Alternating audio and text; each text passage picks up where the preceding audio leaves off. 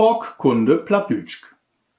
Plattdütsch, Hauchdütsch und Englisch sind sich helle ähnlich, wegen dat alle drei germanisch gesprochen sind. Wo man unten in die Übersicht sein kann, sind sich Englisch und Platt besonders ähnlich.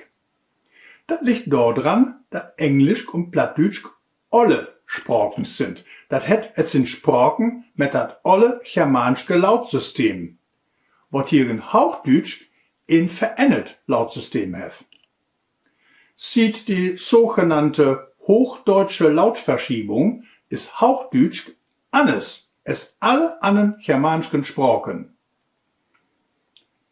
In der Übersicht steht ein paar Beispiele für diese Lautverschiebungen. Immer Englisch, Plattdütsch, Hauchdütsch.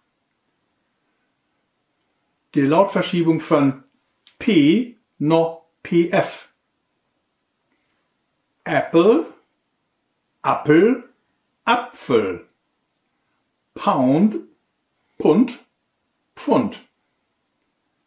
Pan, Panne, Pfanne.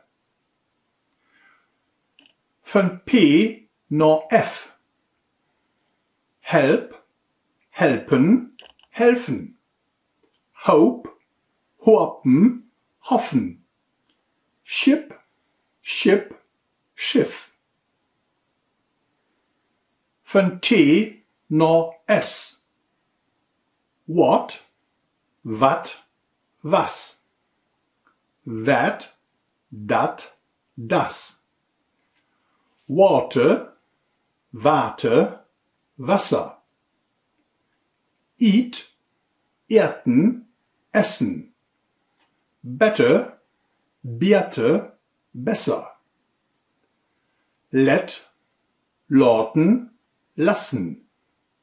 Street, Straße, Straße. Von T nach TZ. Set, setten, setzen. Sit, sitten, sitzen. Cat, Katte, Katze. Von T nach Z. Ten, tein, 10. Tu, twe, 2. Tong, Tunge, Zunge. Von K nach CH. Make, maken, machen.